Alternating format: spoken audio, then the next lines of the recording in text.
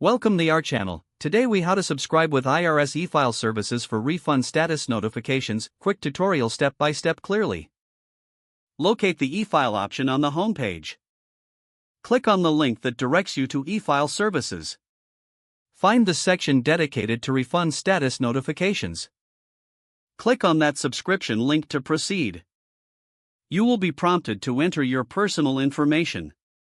Provide your name, email address, and social security number as requested. Ensure that you double-check your entries for accuracy. Once completed, hit the Submit button to send your information.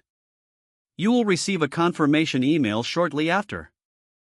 Open the email and follow the verification link provided. This step is crucial to activate your subscription. After verification, return to the IRS e-file services page. Review the subscription confirmation message for details. Remember to check your inbox regularly for refund status updates. If you have any issues, consult the FAQ section on the website.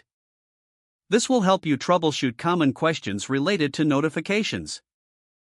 Following these steps will ensure you stay informed about your refund status. If the page does not load, refresh the browser or try again in a private or incognito window. Make sure you are using the correct email address, then retype it carefully to avoid small typos.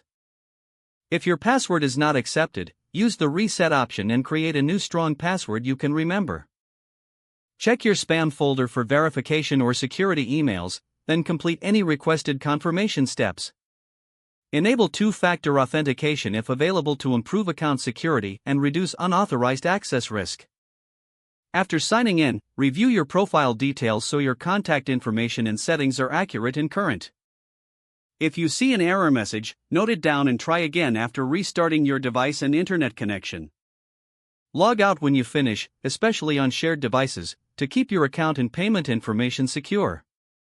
If the page does not load, refresh the browser or try again in a private or incognito window. Make sure you are using the correct email address, then retype it carefully to avoid small typos.